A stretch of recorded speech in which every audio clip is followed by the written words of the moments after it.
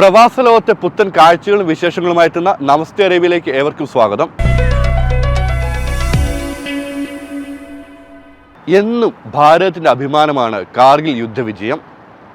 കാർഗിൽ യുദ്ധവിജയത്തിൽ നിർണായക പങ്കുവഹിച്ച ഒരു സൈനികൻ ഇന്ന് പ്രവാസികളോടൊപ്പം ജീവിക്കുന്നുണ്ട്. ബഹ്റിനിലുള്ള മേജർ പ്രിൻസ്. അദ്ദേഹത്തിൻ്റെ യുദ്ധചരിത്രം ആരെയും പ്രചോദിപ്പിക്കും.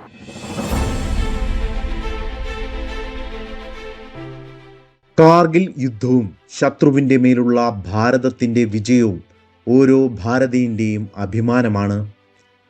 നമ്മുടെ സൈനികരുടെ രക്തവും ജീവനും കൊടുത്തു നേടിയ ത്യാഗത്തിന് മുകളിലാണ് നമ്മൾ ഇന്നും പൂർണ്ണ സുരക്ഷിതത്തോടെ ജീവിച്ചു കൊണ്ടിരിക്കുന്നത്.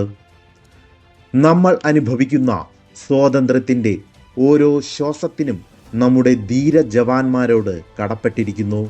അന്ന് നമ്മൾ നേടിയ വിജയത്തിൽ പോരാടിയ ആയിരക്കണക്കിന് ജവാന്മാർ ഇന്ന് നമ്മുടെ സമൂഹത്തിൽ നമ്മളോടൊപ്പമുണ്ട്. കാർഗിൽ യുദ്ധത്തിൽ പോരാടി നിർണായകമായ വിജയത്തിന് ചുക്കാൻ പിടിച്ച ഒരു മലയാളി ഇന്ന് നമ്മുടെ പ്രവാസി മേഖലയിൽ നമ്മളോടൊപ്പം ജീവിക്കുന്നു. എലൈറ്റ് 9 പാരാ സ്പെഷ്യൽ ഫോഴ്സിലെ പോരാളി. 75% പരിക്കേറ്റിട്ടും യുദ്ധവിജയത്തിൻ്റെ വെന്നിക്കൊടി പാറിച്ച യോദ്ധാവ് major Prince Jose.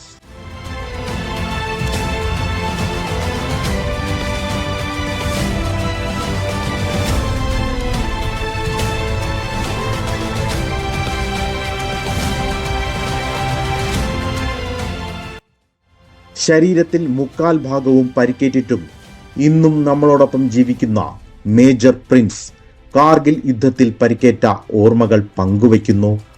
Tiger hills പലതവണ അറ്റാക്ക് ചെയ്തിട്ടും ഇന്ത്യൻ ആർമിക്ക് പാകിസ്ഥാൻകാരെ ടൈഗർ ഹിൽസിൽ നിന്ന് ഒഴിവാക്കാൻ പറ്റിയില്ല. അതിൻ്റെ കാരണം എന്താണെന്ന് പറഞ്ഞാൽ നമ്മുടെ ഗുൽത്താരി മദർ ബേസിൽ നിന്ന് അവർക്ക് റീഇൻഫോഴ്സ്മെൻറ്റ് കിട്ടിക്കൊണ്ടിരുന്നു. അപ്പോൾ ഈ റീഇൻഫോഴ്സ്മെൻറ്റ് കട്ട് ചെയ്യുക, അതിൻ്റെ ഇടയ്ക്കുള്ള ഈ മദർ ബേസിനെ കട്ട് ഓഫ് ചെയ്യുക എന്നുള്ളൊരു ടാസ്ക്കാണ് നമുക്ക് കിട്ടിയത്. ഈ അസോൾട്ടിനിടയ്ക്ക് ഒരു ഐസ് ഫോൾ മാനുവർ ചെയ്യേണ്ടതുണ്ടായി. ആ ഐസ് ഫോളിൽ റോപ്പ് ഫിക്സ് ചെയ്യുക എന്ന് പറഞ്ഞാൽ ഒരു ടെക്നിക്കൽ മൗണ്ടനിങ് സ്കിൽ വേണം. അപ്പോൾ ഞാൻ മൗണ്ടനിങ് എക്സ്പേർട്ട് ആയതുകൊണ്ട് ആ ടാസ്ക് ഞാനാണ് ഏറ്റെടുത്തത്. അപ്പോൾ ഞാൻ ആ റോപ്പ് ഫിക്സ് ചെയ്തുകൊണ്ടിരിക്കുമ്പോൾ പാകിസ്ഥാനികൾ നമ്മളെ കാണുകയും അവർ പാകിസ്ഥാനി ആർട്ടിഷ്യലിൽ വിളിക്കുകയും ചെയ്തു. അപ്പോൾ അങ്ങനെ ഒരു ആർട്ടിഷ്യൽ ഞങ്ങളുടെ വെസിനിറ്റിയിൽ വന്ന് വീണു 10 മീറ്റർ ദൂരത്ത്. അത് പക്ഷേ അത് പൊട്ടിയില്ല, ഞങ്ങളെ രക്ഷപ്പെട്ടു. ഒരു 5 മിനിറ്റ് കഴിഞ്ഞ് ഒരു ഷെല്ല് ഞങ്ങളുടെ നടുക്ക് വന്നു വീണു.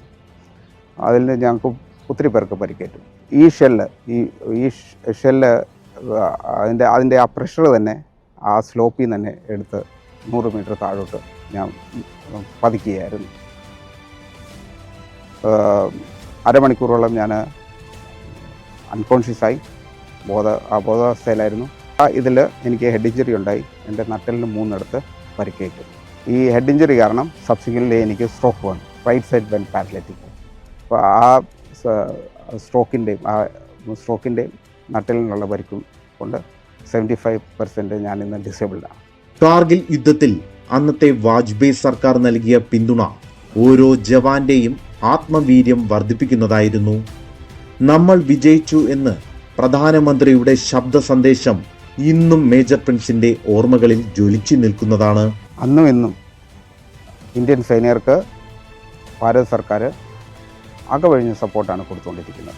സൈനികർക്ക് വേണ്ട സാധനങ്ങൾ എങ്ങനെ അവർക്ക് ലഭ്യമാക്കി കൊടുത്തു എന്നുള്ളതിൻ്റെ ഒരു വലിയ ഉദാഹരണം ഞാൻ എൻ്റെ കൺമുമ്പിൽ കണ്ടു.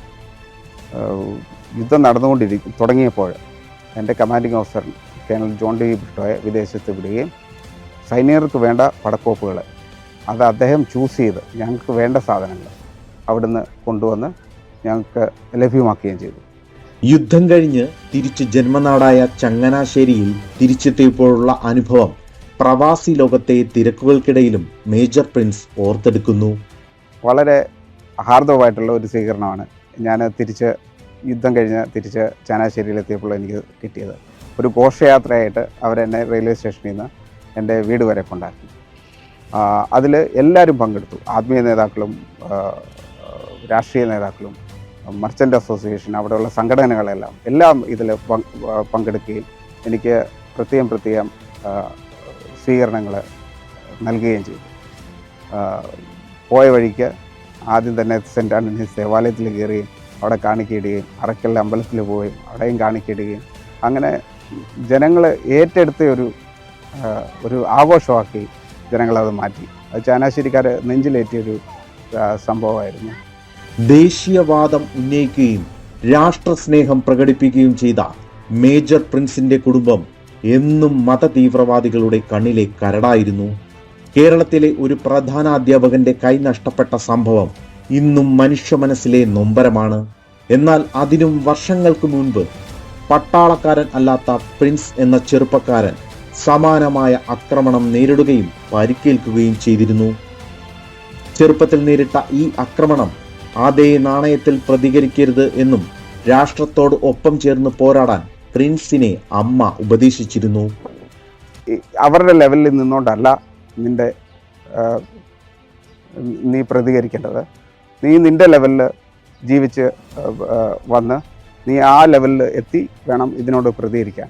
അത് അങ്ങനെ ഞാൻ പട്ടാളത്തിൽ പോവുകയും അവിടെ സ്പെഷ്യൽ ഫോഴ്സസിൽ ഞാൻ വോളണ്ടിയർ ചെയ്ത് സ്പെഷ്യൽ ഫോഴ്സസ് ക്ലിയർ ചെയ്യുകയും ഈ റാഡിക്കലിസം തുടച്ചു നീക്കാൻ വേണ്ടിയുള്ള 8 ഓപ്പറേഷൻ സക്സസ്ഫുൾ ഓപ്പറേഷൻ ചെയ്തു. പ്ലസ് 2 അസോൾട്ട് കാർഗിൽ വാറിൽ ചെയ്തു. അങ്ങനെ എൻ്റെ പേഴ്സണൽ ടാർഗറ്റ് ഞാൻ പൂർത്തിയാക്കി.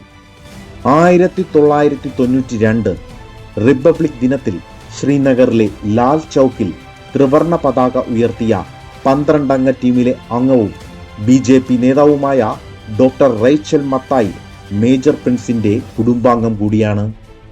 മോദിജിയാണ് അന്ന് ത്രിവർണ പതാക അവിടെ ഉയർത്തിയത്. അപ്പോൾ ആ 12 അംഗ ദേശസ്നേഹികളുടെ കൂട്ടത്തിൽ ഒരു വനിതയുണ്ടായിരുന്നു. ആ വനിത ഒരു മലയാളിയാണ്, ഒരു കേരളക്കാരിയാണ്. അദ്ദേഹത്തിൻ്റെ പേരാണ് doctor Rachel Mathai. Doctor Rachel മത്തായിയുടെ അനുജത്തിയാണ് എൻ്റെ തലതൊട്ടമ്മ. നമ്മുടെ തിരുവനന്തപുരത്ത് നിന്നും 87ലും 91ലും മത്സരിക്കുകയുണ്ടായി. കേരളത്തിൽ BJP അതിൻ്റെ ഇലക്ട്രൽ പൊളിറ്റിക്സിൽ ഭാഗിനേരെ തേടിക്കൊണ്ട് ഇരുന്നപ്പോൾ അതിൻ്റെ രഥം തെളിച്ചത് ഡോക്ടർ റേച്ചൽ മത്തായിയാണ്. ഏറ്റവും ആദ്യത്തെ കാൻഡിഡേറ്റായിട്ട് തിരുവനന്തപുരത്ത് നിന്ന് 87ലും 91ലും അമ്മ മത്സരിക്കുകയുണ്ടായി. സൈനികരുടെ പോരാട്ടവും ത്യാഗവും ഭാരതീയർ നെഞ്ചിലേറ്റുന്നുണ്ടെങ്കിലും ഇന്നും കേരളത്തിലെ രാഷ്ട്രീയ സംവിധാനം വേണ്ട പരിഗണന നൽകുന്നില്ല എന്നത് മേജർ പ്രിൻസിന്റെ ആശങ്കകളിൽ ഒന്നാണ്. നമുക്കറിയാം ഒത്തിരിയധികം സംഭവങ്ങൾ ഈ കേരളത്തിലുണ്ടായിട്ടുണ്ട്. സൈനികൾക്ക് എതിരെ ഉള്ള ആക്രമണങ്ങൾ, അവർക്ക് നീതി ലഭ്യമാക്കാതിരിക്കാനുള്ള പ്രവർത്തനങ്ങൾ ഒക്കെ ഉണ്ടായിട്ടുണ്ട്. ഈ സാഹചര്യങ്ങളെല്ലാം മാറി വരണം എന്നുള്ളത് ഈ കാലഘട്ടത്തിൻ്റെ ഒരു അനിവാര്യതയാണ്. സഹോദരി ഡോക്ടർ നാൻസിയുടെ മാർഗനിർദ്ദേശപ്രകാരം ആയുർവേദത്തിലൂടെയും യോഗയിലൂടെയും അദ്ദേഹം തൻ്റെ ശരീരം പുനർനിർമ്മിച്ചു. ഒരു സുഹൃത്തിൻ്റെ പിന്തുണയോടെ അദ്ദേഹം സാധാരണ ജീവിതത്തിലേക്ക് മാത്രമല്ല സാഹസിക കായിക വിനോദങ്ങളിലേക്കും മടങ്ങി.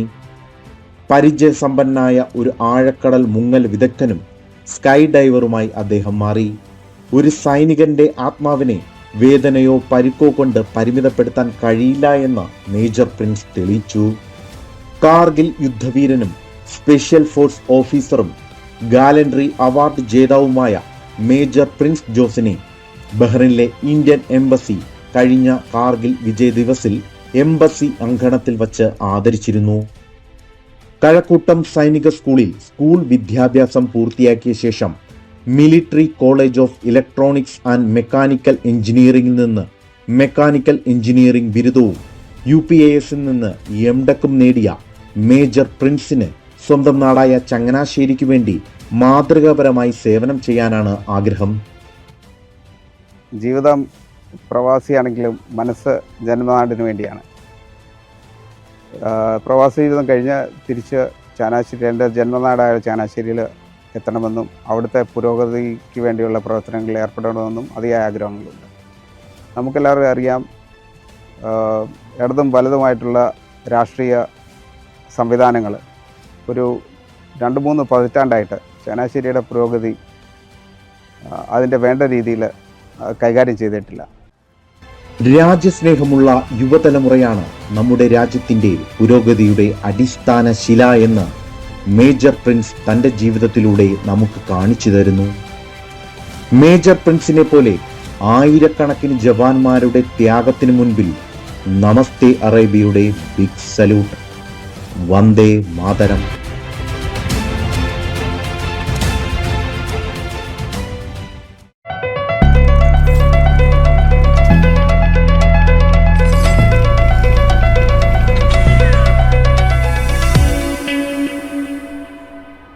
ഇടവേളയ്ക്ക് ശേഷം തിരികെ എത്താം.